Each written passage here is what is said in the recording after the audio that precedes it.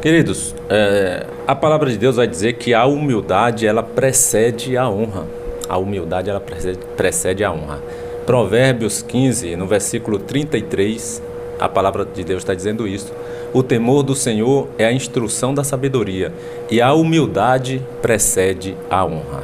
Olha só, a falta de humildade muitas vezes vai impedir que sejamos honrados por Deus. Por quê? Por falta de humildade. Precisamos ser humildes para que Deus nos honre, para que Deus nos exalte, para que Deus nos faça prosperar. E muitas vezes a falta desta humildade impede que sejamos honrados por Deus. Mas quando nós nos humilhamos perante o Senhor, reconhecendo os nossos erros e pedindo perdão por eles, confessando os nossos erros diante de Deus e por eles estamos ali diante de Deus pedindo perdão, Deus, além de nos perdoar, Ele nos honra, Ele nos abençoa, Ele nos purifica de todo mal, Ele nos exalta. Ele nos exalta. O próprio Jesus vai dizer isso lá em Mateus 23:12. A quem a si mesmo se exaltar, será humilhado, mas a quem a si mesmo se humilhar, este será exaltado. Aquele que se humilha perante o Senhor, este é exaltado. 1 Pedro 5, versículo 6. Humilhai-vos, portanto, sob a poderosa mão de Deus, para que Ele, em tempo oportuno, vos exalte. Se nós nos humilharmos debaixo da poderosa mão de Deus, em tempo oportuno, a palavra de Deus diz aí que Ele irá nos exaltar. Mas não é nos exaltar para nos sentirmos melhores do que os outros. É nos exaltar no sentido de nos abençoar, abençoar as nossas vidas, nos fazer prosperar, nos honrar em todo o nosso caminho, né? E nós vamos aqui agora conhecer a história de um rei, de um homem, né, que se tornou rei, mas um rei muito ruim, um rei perverso, e que fazia o que era mal perante o Senhor para provocar Deus à ira. Quem é este homem, né? Agora, quando ele vê a sua vida totalmente destruída pelos inimigos, o que é que ele vai fazer? Ele se encontra em total angústia e ele começa a suplicar a Deus e se humilha muito perante o Senhor. E Deus vai se tornar favorável a este homem. Deus vai se tornar favorável a ele, e ele o honra, livrando-os dos seus inimigos e o restituindo ao seu reino. E dali em diante ele vai se tornar um dos melhores reis que a nação de Israel já teve. Mas também foi o pior rei, o rei mais perverso que já existiu em toda a nação de Israel. De quem é que nós estamos falando? Do rei Manassés. 2 Crônicas 33 tem a história ali do rei Manassés. Em 2 Crônicas 33 e também em 2 Reis, capítulo 21. Agora uma observação, Deus só fez tudo isto com ele, de o restaurar o seu reino, porque ele reconheceu o seu erro, se arrependeu, os abandonou e se humilhou muito perante o Senhor. Vamos conhecer um pouco aqui, 2 Crônica 33, a partir do versículo 1, vamos ler aqui alguns versículos, não vamos ler o capítulo todo, só para você entender e conhecer quem era o rei Manassés. Tinha Manassés 12 anos de idade quando começou a reinar e 55 anos reinou em Jerusalém. Fez o que era mal perante o Senhor, segundo as abominações dos gentios, que o Senhor expulsara de suas possessões de diante dos filhos de Israel. Pois Manassés tornou a edificar os altos que Ezequias, seu pai, havia derrubado. Levantou altares aos Baalins, fez poste ídolos e se prostrou diante de todo o exército dos céus e os serviu. Edificou altares na casa do Senhor, da qual o Senhor tinha dito: em Jerusalém porei o meu nome para sempre. Também edificou altares a todo o exército dos céus nos 2 átrios da casa do Senhor. Ele queimou os seus filhos como oferta no vale do filho de Inom. Adivinhava pelas nuvens. Ele era agoureiro, praticava feitiçarias, tratava com necromantes e feiticeiros e prosseguiu em fazer o que era mal perante o Senhor para o provocar à ira. Olha só, queridos. Quem era esse cidadão? Manassés, o rei Manassés, que queimou seus próprios filhos queimou seus próprios filhos como oferta a um Deus pagão. Manassés foi um péssimo rei, um homem mau, perverso, de coração ruim. Imagine queimar os próprios filhos, e aqui está no plural. No versículo 6, 2 Crônica 33, versículo 6, diz que ele queimou seus filhos como oferta no vale do filho de Inom. Não foi um, não sei se foi 2 ou 3, está no plural, pode ter sido muitos. Ainda restou um, para que herdasse o seu reino, Amon. Capítulo seguinte você vai ver já a história, no final ainda desse capítulo você vai ver a história do rei Amon, que foi filho de Manassés, que foi tão ruim quanto ele. O rei Amon também foi um rei péssimo, fez tudo que era mal perante o Senhor também. Mas Manassés, além de queimar seus próprios filhos como sacrifício a deuses pagãos, ele também promoveu o culto e adoração a esses deuses, a divindades pagãs. Levantou também todo o povo para pecar contra Deus, adorando a outros deuses, toda a nação de Judá. Ele leva toda a nação de Judá a adorar outros deuses. Ele era filho do rei Ezequias, que foi um bom rei, excelente rei. Mas ele foi um péssimo rei. Ele foi totalmente o contrário do que foi o seu pai, o rei Ezequias. O rei Ezequias é aquele que alguns aí vão se lembrar, quando ele está ali enfermo, doente, Deus envia lá o profeta Isaías para dizer a ele que colocasse a sua casa em ordem, porque ele morreria. Coloca a tua casa em ordem, porque tu morrerás e não viverás. E ali ele se vira para a parede, ora a Deus, chora, lembra a Deus tudo que ele fez, como ele andou retamente diante de sua presença, e Deus lhe acrescenta ainda 15 anos de vida, e ele vai colocar sua casa totalmente em ordem. Depois dos 15 anos ele morre, ele falece. E aí Manassés começa a assumir o seu reinado com 12 anos de idade, mas foi um rei muito ruim. Para você ter ideia, lá em 2 Reis 21, versículo 16, vai dizer que Manassés também derramou muitíssimo sangue inocente, até que encheu a Jerusalém de um ao outro extremo de sangue inocente. Afora o seu pecado com que fez pecar toda a nação de Judá, fazendo o que era mal perante o Senhor. Queridos, e o que nos chama a atenção aqui na vida do rei Manassés, que ele vai nascer em um lar de pessoas que serviam a Deus. Seu pai foi um dos melhores reis que a nação de Israel já conheceu, já havia conhecido e havia tido.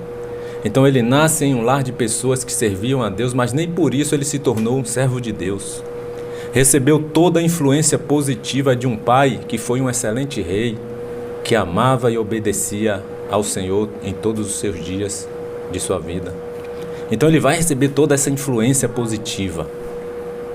Ele vai nascer em um lar cristão, em um lar de servos de Deus, pessoas que serviam a Deus. Agora, o que pode ter acontecido com aquela criança que assume um reino com 12 anos?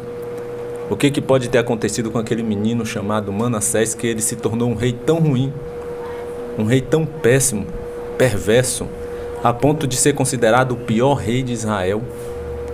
Será que o seu pai não soube criá-lo? Será que o seu pai não soube conduzi-lo nos caminhos do Senhor? A Bíblia não fala nada a respeito disso. E eu creio que o exemplo fala mais do que palavras. O pai dele temia muito a Deus, o pai dele era servo do Senhor, o pai dele amava a Deus, fez tudo em conformidade, o que agradava a Deus. Só o exemplo aí já era o suficiente para que ele seguisse os caminhos do seu pai. E eu creio até mesmo que o seu pai falava do amor de Deus para o seu filho Manassés. Agora, o que pode ter acontecido com aquele menino realmente é algo que talvez nem a psicologia explique, nem a psicologia consiga explicar, porque como é que ele nasce em um lar totalmente positivo, um lar do bem, um lar favorável, e ele vai se tornar o homem pior que existia ali na nação de Israel, um rei perverso. Existe um ditado aí no mundo que diz que filho de peixe, peixinho é, né?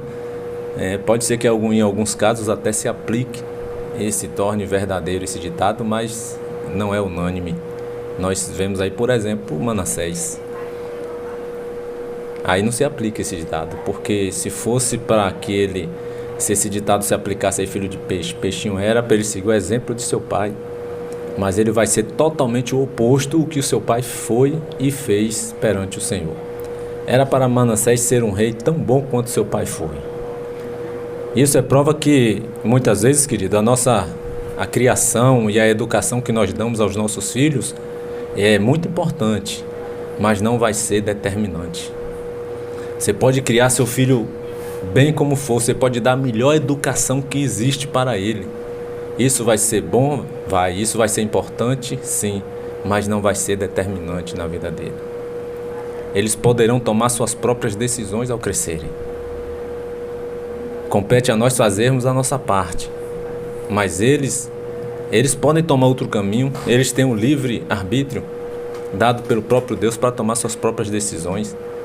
Agora, nós devemos fazer a nossa parte para não ficarmos nem nos culpando e nem diante de Deus nós termos falhado com a criação de nossos filhos. Por quê? Porque lá em Provérbios 22, versículo 6, vai dizer que nós devemos ensinar a criança o caminho em que ela deve andar, e ainda quando for velho, não se desviará dele. Provérbios 22, versículo 6. Ensina a criança o caminho que ela deve andar, e ainda quando for velho, não se desviará dele. Infelizmente, mesmo com toda essa educação, essa criação que nós iremos dar aos nossos filhos, infelizmente irão surgir, como já surgiram muitos Manassés em nosso meio, muitos Manassés nos nossos dias, algumas vezes por negligência dos pais e outras vezes não, algumas vezes negligência por nossa criação, que não soubemos dar, mas outras vezes não. O fato é que cada um é livre, como eu disse, para tomar suas próprias decisões, tem um livre-arbítrio. Nós iremos ver também pessoas que tiveram uma criação, uma educação ruim, péssima, um lar totalmente destruído e vão se tornar em pessoas boas, vão se tornar em pessoas do bem. Como explicar casos como esse? Mas isso são exceções. Por via de regra, a gente vai estar com a palavra de Deus que diz lá em Provérbios 22, versículo 6, que nós devemos ensinar a criança o caminho em que ela deve andar, porque ainda quando velhas, não se desviará dele. O que é que você entende aí? Nós entendemos que mesmo depois de velho, mesmo depois de adulto, fase adulta, aquela pessoa se desviar da palavra, ela já foi colocada ali dentro dela a semente do Evangelho, a semente da palavra de Deus, e ela há uma grande probabilidade dela retornar aos braços do Senhor, retornar para o Evangelho. Então nós não devemos perder tempo com as nossas crianças. A própria ciência diz que até os 6, 7 anos a criança absorve tudo o que é preciso para formar a sua personalidade. E a Bíblia já está dizendo isso há mais de 2000 anos atrás, que nós devemos ensinar a criança, ainda enquanto criança, o caminho que ela deve andar, porque depois de velho, ela não se desviará dele. Interessante que no final do versículo 6 aqui, vai dizer que Manassés prosseguiu em fazer o que era mal perante o Senhor para o provocar a ira. Ele prossegue em fazer o que era mal perante o Senhor para o provocar a ira. O versículo 6, onde vai dizer ali que ele queimou seus filhos como oferta no vale do filho de Inom. Ele adivinhava pelas nuvens, era agoureiro, praticava feitiçarias, tratava com necromantes e feiticeiros, e prosseguiu em fazer o que era mal perante o Senhor para o provocar a ira. Ele não só provocou Deus a ira, como ele também experimentou do furor da ira de Deus. Ele vai experimentar da ira de Deus. Ele provocou, ele recebeu. Agora, interessante que antes de Deus exercer a sua justiça, a sua ira ali sobre a vida de Manassés, antes disso, Deus fala com todo o povo, fala com ele também, fala com todo o povo, mas a Bíblia vai dizer que eles não deram ouvido. Com certeza Deus levantou ali profetas para falar com Manassés, o rei Manassés, e para falar com todo o povo, mas eles não deram ouvidos. Versículo 10, 2 Crônica 33, versículo 10 vai dizer assim: falou o Senhor a Manassés e ao seu povo, porém não lhe deram ouvidos. Quantas vezes Deus envia pessoas para nos falar, para nos dizer o que está errado, para pregar contra o nosso pecado, e nós também não damos ouvido. Quantas vezes, meu irmão? Quantas vezes Deus levou a palavra dele até os seus ouvidos e você ouviu, mas não deu ouvidos? Isso aconteceu com Manassés e todo o povo de Judá. Versículo 10 diz aqui, falou o Senhor a Manassés e também ao seu povo, porém eles não lhe deram ouvidos.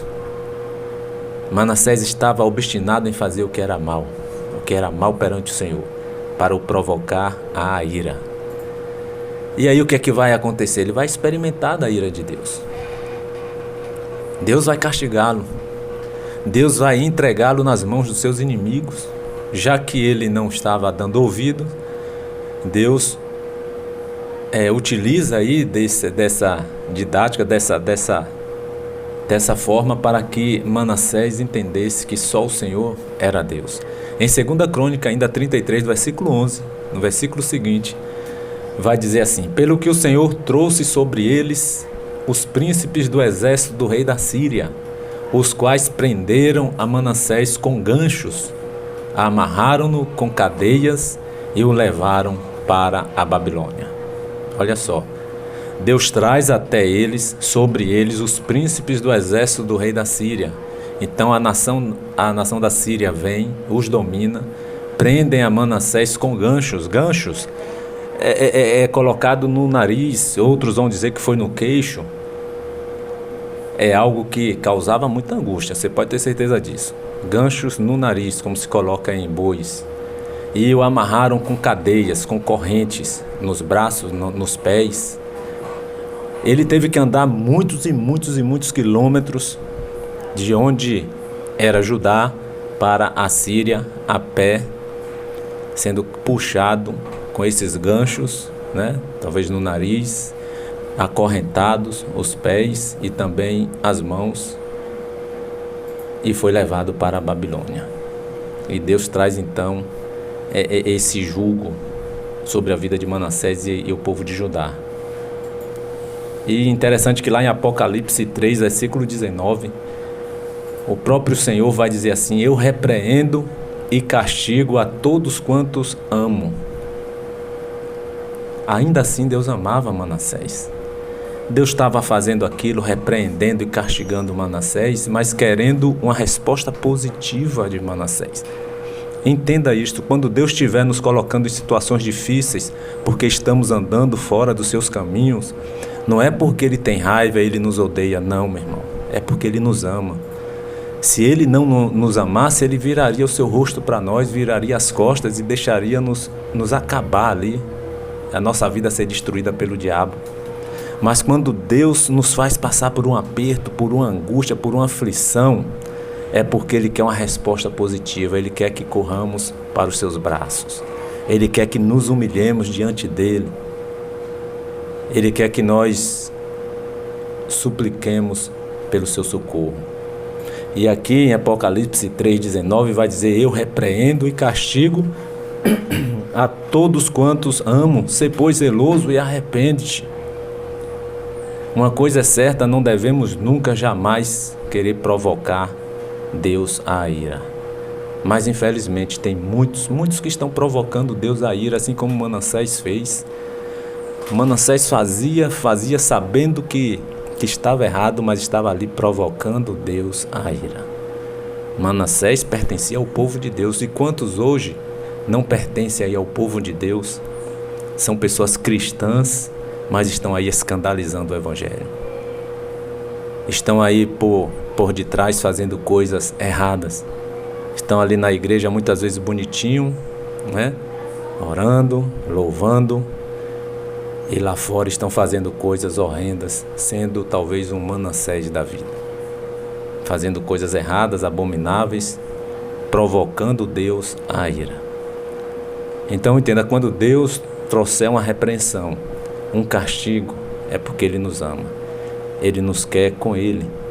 Eu repreendo e castigo a todos quantos amo. Seja zeloso e arrepende-te. E graças a Deus que Manassés, meu irmão, ele vai se arrepender de tudo que ele havia feito. O homem que mais aborreceu a Deus e o provocou a ira também foi o homem que teve uma atitude nobre diante do Senhor. Uma atitude tão nobre que nós devemos até, nesse ponto aí, até fazer o mesmo que Manassés fez. Se humilhou. Manassés se humilhou diante do Senhor. Por incrível que pareça, ele se humilha, ele suplica, e por incrível que pareça, Manassés vai alcançar o perdão e a misericórdia de Deus.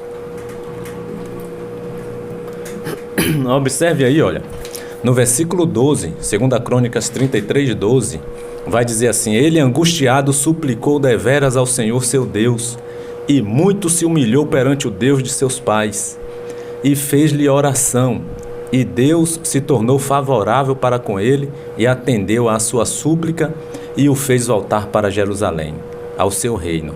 Então reconheceu Manassés que o Senhor era Deus. E ele vai derrubar todos os altares que ele fez de adoração a outros deuses.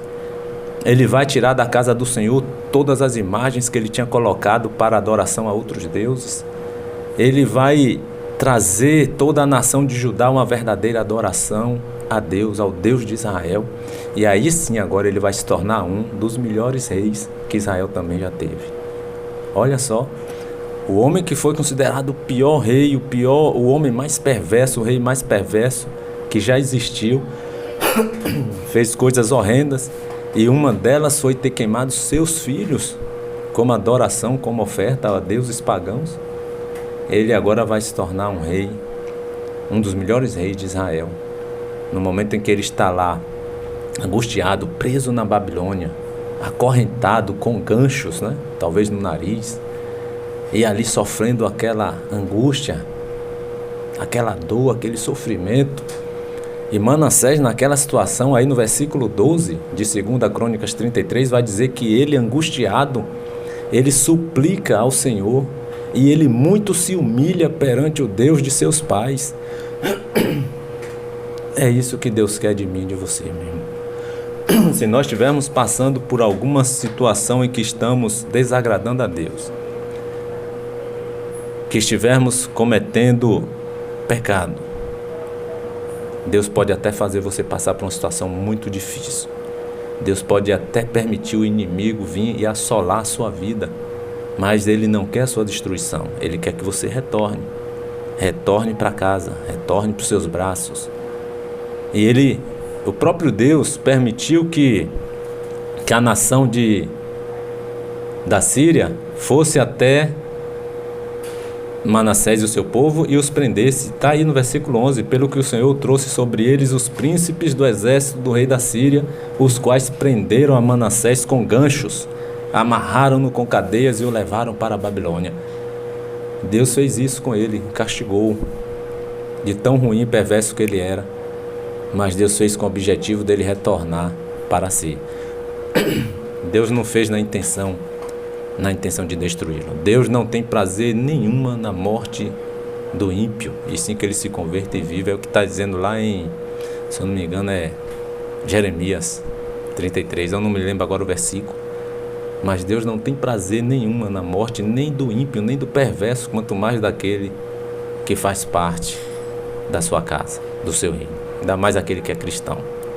Agora, Manassés ali, ele reconhece os seus erros, ele se humilha, ele suplica, angustiado, ele vai suplicar ao Senhor, ele vai muito se humilhar perante o Deus de seus pais, vai fazer oração a Deus, e Deus vai se tornar favorável para com ele. Por quê?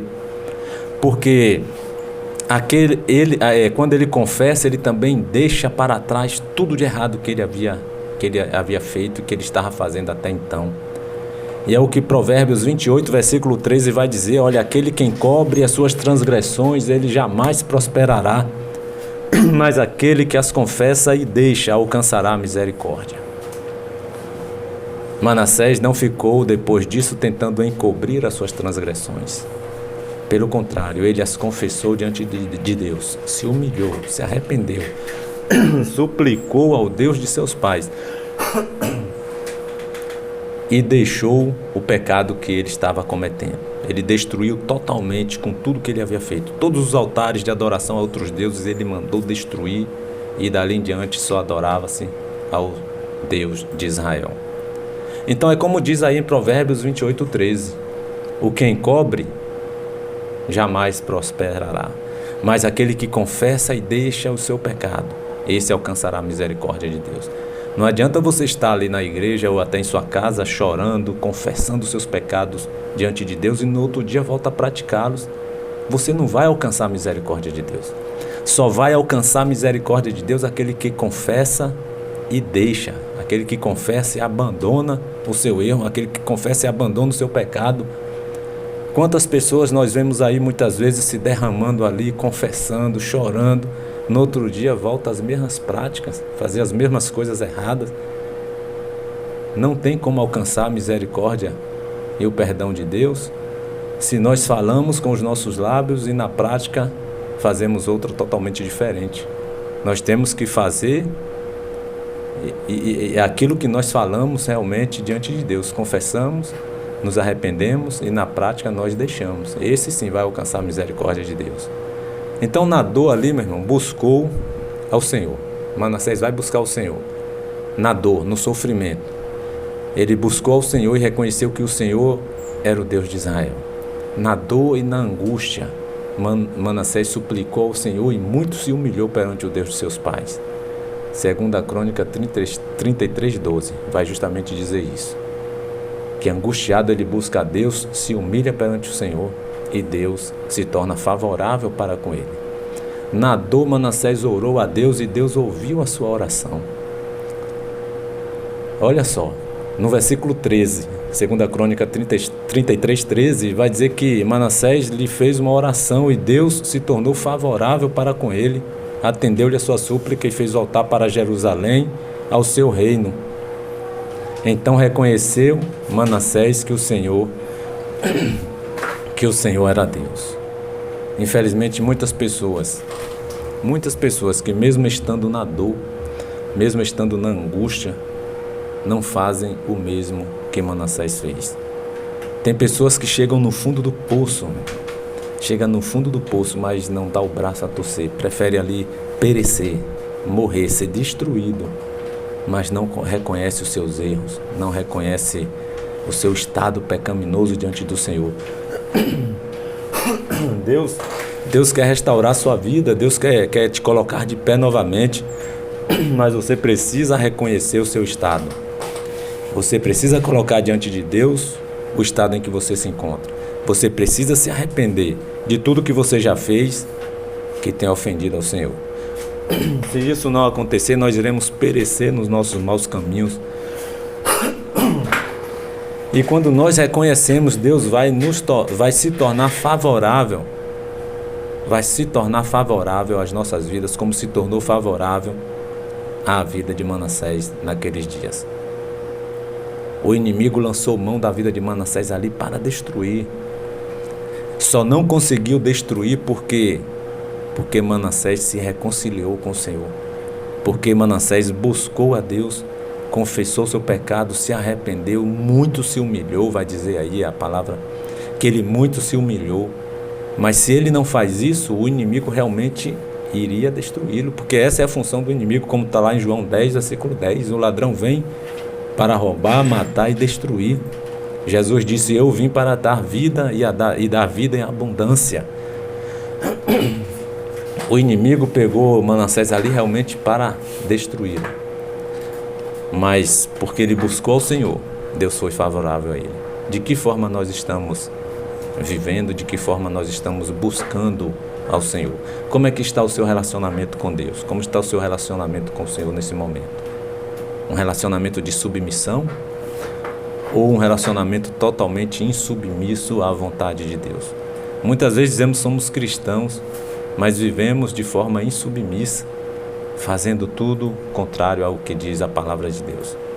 Se você está vivendo de forma insubmissa e não quer cair nas mãos do inimigo para muitas vezes ser destruído, então tome a mesma decisão que tomou o rei Manassés. Ele ali na sua angústia, ele vai suplicar ao Senhor, muito se humilhar perante o Deus de seus pais. Faça isso. Se você está vivendo uma vida de insubmissão à palavra, uma vida que não quer muitas vezes se dobrar diante do que diz a palavra de Deus, uma vida que não quer também se envolver na obra do Senhor, na obra de Deus, Se você está vivendo de forma insubmissa e não quer cair nas mãos do inimigo, você precisa tomar a mesma decisão de Manassés. Faça isso. Faça isso para que você tenha vida e a tenha em abundância. Deus foi com Manassés por todos os seus dias ali, desde o dia que ele realmente se arrependeu, suplicou, se humilhou muito perante o Senhor e Deus o exaltou. Deus o colocou no seu reino novamente e Manassés pôde então glorificar ao nome de Deus. Que nós possamos tomar neste ponto aí como exemplo a vida de Manassés. Não o Manassés antes de se arrepender, mas o Manassés arrependido. O Manassés que se humilhou, que sirva de exemplo para mim e para você. Que nós possamos nos colocar diante de Deus, nos humilhando, nos derramando diante dele, reconhecendo o nosso estado pecaminoso. E como diz lá em Provérbios 15:33, como eu comecei na pregação aqui, dizendo que o temor do Senhor é a instrução da sabedoria e a humildade precede a honra. Se você quer ser honrado por Deus, se você quer ser abençoado pelo Senhor, antes disso acontecer, você precisa se humilhar diante dele, como assim fez Manassés nos seus dias. Amém? Que Deus abençoe a sua vida, que Deus abençoe aí a sua família. Nós vamos estar orando e em seguida nós vamos estar deixando aqui alguns alôs aqui para as pessoas que nos passaram a mensagem. Querido Deus, nosso Senhor, nosso Pai que está nos céus, nós te agradecemos, Senhor, por mais esse dia que o Senhor nos concede de vida, por mais uma noite que nós passamos, que o Senhor possa estar nos dando um dia, uma semana debaixo da tua graça e debaixo da tua proteção, Senhor. Que o Senhor abençoe a cada ouvinte neste momento que está nos ouvindo, que o Senhor possa estar derramando sobre cada vida neste momento as tuas bênçãos, o entendimento de que devemos sempre nos humilharmos diante de ti, para que o Senhor nos exalte, para que o Senhor nos faça prosperar, para que o Senhor abençoe a vida de cada um de nós.